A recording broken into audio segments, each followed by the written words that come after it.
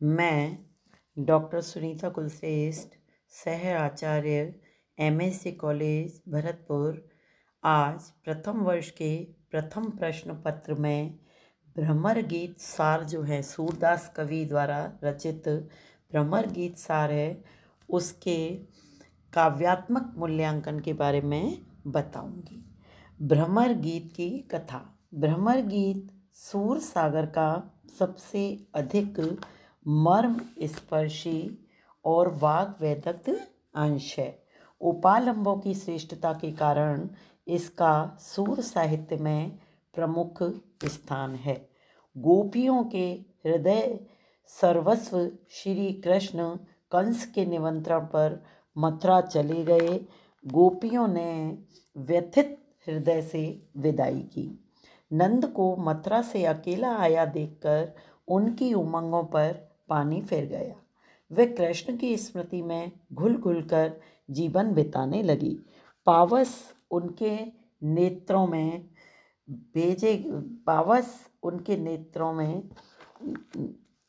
गिर आई। मधुवन विषाक्त हो गया। वंशीवट और यमुना के तट उन्हें भयंकर लगने लगे। कृष्ण को भेजे गए अनेक संदेशों के उत्तर में आ गए उद्धव जी अपनी ज्ञान पिटारी लेकर। कृष्ण के रूप रस में रची बसी गोपियाँ योग संदेशों को सुनकर कराह उठी, पर घर आए अतिथि की अविनय न हो, और क्योंकि हमारी भारतीय संस्कृति में कहा जाता है कि अतिथि देवो भव, इस विचार से वह चुप रहीं। इस बीच एक भ्रमर यानी समझ रहे हैं आप, भंवरा जैसे कहते हैं, वो उड़ता हुआ वहाँ आया और गोपियों ने उसी को लक्ष्य बनाकर अपने हृदय की सारी व्यथा को प्रकट कर दिया। उन्होंने भ्रमर के माध्यम से उद्धव पर करारी चोट की और इतना निरुत्तर कर दिया कि उद्धव कुछ कह नहीं पाए। हिंदी साहित्य में भ्रमर को लक्ष्य करके जो वियोग निवेदन गोपियों ने किया है, उसी को भ्रमर गीत के नाम से जाना जाता है। अब देखिएगा, भ्रमर गीत रचना का जो उद्देश्य है वह क्या है। भ्रमर गीत का प्रसंग सर्वप्रथम श्रीमद् भागवत गीता में मिलता है। उसमें भक्ति पर ज्ञान की विजय बताई है। सूर की प्रतिभा ने इसे पूर्णता मौलिक रूप देकर ज्ञान पर भक्ति की विजय को प्रभावशाली ढंग से प्रस्तुत किया है। उद्धव को अपने ज्ञान का अहंकार था। उन्हें ब्रज भेजने के पीछे कृष्ण का उद्देश्य निराकार ब्रह्म के प्रति उनके अहंकार को समाप्त करना ही था। उन्होंने देखिएगा, सूर ने क्या कहा, प्रेम भजन नेकु याके जाए क्यों समुझाए, सूर प्रभु ये मन हानि ब्रज ही देहूँ पठाए। यानी उन्होंने कहा कि इसके मन में प्रेम, यानी उद्धव जब प्रेम ही नहीं जानते हैं तो ये हम इनको क्या समझाएं। और उन्होंने ये भी बताया कि हमें तो ऐसा लग रहा है कि ये जो हैं ब्रज आए हैं केवल किस लिए, अपने निर्गुण ब्रह्म में हमें लिप्त करने के लिए। वस्तुतः भ्रमर गीत की रचना का उद्देश्य निराकार ब्रह्म से सगुण साकार की श्रेष्ठता बताना ही है। भ्रमर गीत में विरह दशा का वर्णन। भ्रमर गीत प्रसंग का विशेष महत्व गोपियों की विरह दशा के कारण है। सूरदास की मार्मिकता सबसे अधिक वियोग दशा वर्णन करने में ही प्रकट की गई है।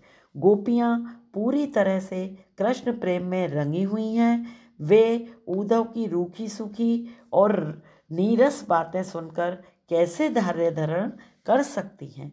उन्होंने उद्धव से कहा, अखियाँ हरि दर्शन की भूखी, कैसे रहे रूप रस रांची, ये बतियाँ सुन रूखी। यानी उन्होंने क्या कहा कि हम तो हरि के दर्शनों के भूखे हैं, हमें तो उनकी लालसा है उनके दर्शनों की, और हम उनके जब रूप रंग में रसे हुए हैं, बसे हुए हैं, तो हमें आपकी ये रूखी यानी नीरस बातें हमें कैसे अच्छी लग सकती हैं। गोपियों ने कृष्ण के गोपियों के नेत्र जो हैं वो कृष्ण आगमन की अवधि गिनते गिनते इतने नहीं जले थे जितने उद्धव के योग उपदेश से दुखी हुए।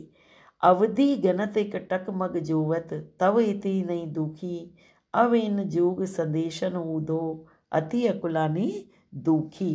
यानी निराकार ब्रह्म को अपनाने में अपनी असमर्थता बताते हुए वे कहती हैं कि उनके 10-20 मन नहीं हैं, एक था जो कृष्ण के साथ मथुरा चला गया है।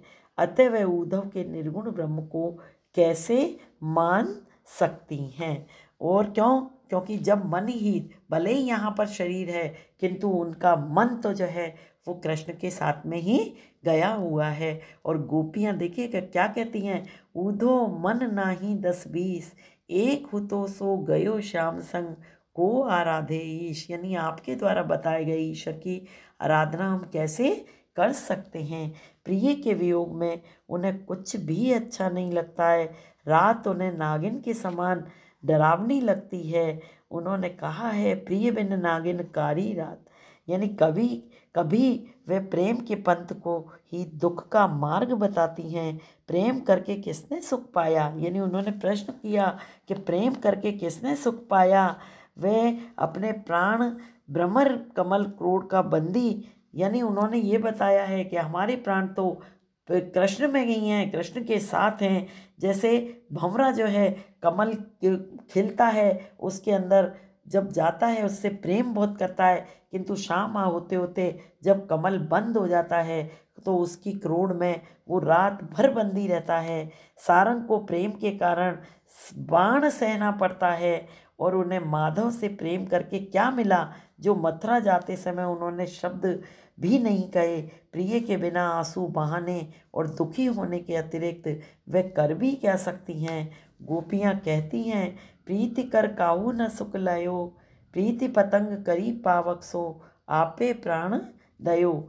हम तो प्रीति करी माधव सो, चलत न कछु कहियो, सूरदास प्रभु बिन दुख पावत, नैनन नीर बहो। यानी हम तो केवल नेत्रों से नीर बहाने का ही काम कर रहे हैं।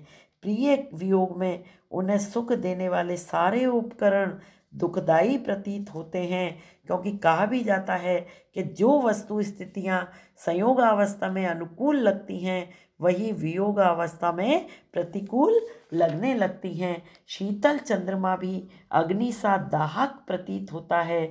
वे दुख निवारण के लिए जितने प्रयत्न करती हैं वे सब झूठे और व्यर्थ प्रमाणित होते हैं। शीतल चंद अग्नि सम लागत, कहिए धीर कौन विधि धरिबो, सूर कमल नयन के बिचरे, झूठो सब जतनन को करवो। प्रिय के वियोग में मधुवन का हरा भरा रहना भी उन्हें अच्छा नहीं लगता है। वे दुखी हृदय से उससे कह उठती हैं कि वह खड़ा खड़ा ही क्यों न जल गया। प्रभु के वियोग में दावानल नख से शिक तक जल जाना वही उनका मुख्य ध्येय रहा है। मधुवन तुम कत रहत हरे, विरह वियोग श्याम सुंदर के, ठाड़े क्यों न जरे, सूरदास प्रभु विरह दावानल नख से लो न जले। यानी वो प्रकृति भी उनको अच्छी नहीं लग रही है। वो क्या कहती हैं कि हे जो वृक्ष खड़े हुए हैं आप क्यों नहीं जल जाते हैं। गोपियों के विरह निवेदन का एक ही उद्देश्य है कि प्रियतम श्री कृष्ण से मिलन। और वो उद्धव से कहती हैं, बारक वह मुख फेर दिखायो, दुई पय पीवत पतुकी, इंद्री शीतल भई के सब बिनु, ज्यों देही बिनु शीस, आशा लागी रहत तन श्वासा, जीवई कोटि बरीस। यानी सूरदास ने गोपियों की विरह दशा का बहुत ही व्यापक और मार्मिक चित्रण किया है।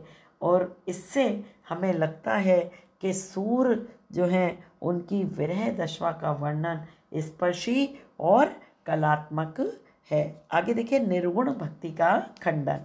सूरदास जी सगुण ईश्वर के उपासक हैं। वह निर्गुण को सामान्य जन के लिए बिल्कुल उपयोगी नहीं मानते। उन्होंने अपने एक पद में क्या कहा है, रूप रेख गुण जाति जुगति बिनु निरालंब मन चक्रत धावे, सब विधि आगम अगम विचारहि ताते, सूर सगुण लीला पद गावे। भ्रमर गीत काव्य रचना का उद्देश्य गोपियों के अनन्य और एकनिष्ठ प्रेम का चित्रण करने के साथ साथ निराकार की भक्ति की अपेक्षा सगुण साकार की श्रेष्ठता को भी सिद्ध करना है। गोपियों ने निराकार ब्रह्म के संबंध में उद्धव से इतने प्रश्न पूछे कि वो विचारे किंग कर्तव्य विमूढ़ हो करके रह गए, निरुत्तर हो गए। उनसे कुछ उत्तर देते नहीं बना।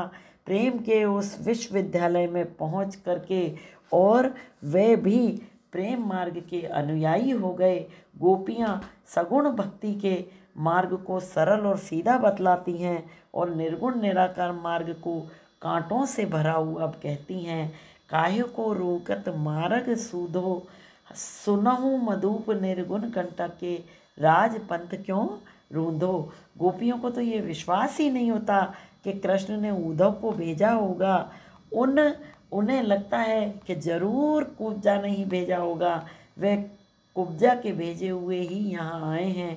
के तुम सीख पठाए कुब्जा, के कहीं शाम घन जूं धुआए। यानी उन्हें शक होता है। वो कहती हैं क्या कुब्जा ने भेजा है या हमारे कृष्ण ने भेजा है। संसार के सभी धर्म ग्रंथ, वेद, पुराण, स्मृति, किसी में भी युवतियों के लिए योग की बात नहीं कही गई है। फिर उद्धव को ही ये समझ कहाँ से आ गई। उनका तो विश्वास करना बिल्कुल व्यर्थ है। जो छाछ, यानी उन्होंने निर्गुण को छाछ बताया है और सगुण को दूध बताया है, वो उन्होंने क्या कहा है कि वो अंतर नहीं जाते जैसे छाछ दूध में। वेद पुराण स्मृति सब ढूंढो, जो तन जोग कहूँ तो, तातों का परिको कीजे, जानत छाछ न दूधो। निराकार भक्ति के लिए गोपियों की हृदय सरिता सूखी थी। फिर वे उद्धव में हट करके निराकार की नाव कैसे चला सकते थे। गोपियाँ कहती हैं, सूर सिकत हटी नाव चलावो, ये सरिता है सूखी। यानी तुम बालू की नदी में नाव चला रहे हो। गोपियों के लिए तो कृष्ण ही उनके हृदय सर्वेश और सब कुछ हैं। उनके अतिरिक्त वे किसी और को भगवान के रूप में मानने को तैयार नहीं हैं। उन्होंने गोपियों ने कहा, सूर हमारे नंद नंदन बिनु और नहीं जगदीश, हमारे लिए उनके सिवा और कोई नहीं है। अब देखिए निष्कर्ष ये निकलता है कि हिंदी साहित्य में सूर के भ्रमर गीत की रचना का विशेष महत्व है। इसके द्वारा सूरदास जी निर्गुण पर सगुण की विजय दिखलाने में अधिक सफल हुए हैं। गोपियों की विरह दशा को मार्मिक वर्णन किया है, उसका तो कहना ही क्या। उपालंब काव्य की दृष्टि से ये सर्वश्रेष्ठ काव्य है। वस्तुतः भ्रमर गीत सूर सागर का सार रत्न है। वह सूर की अप्रतिम प्रतिभा का जीवित प्रमाण है।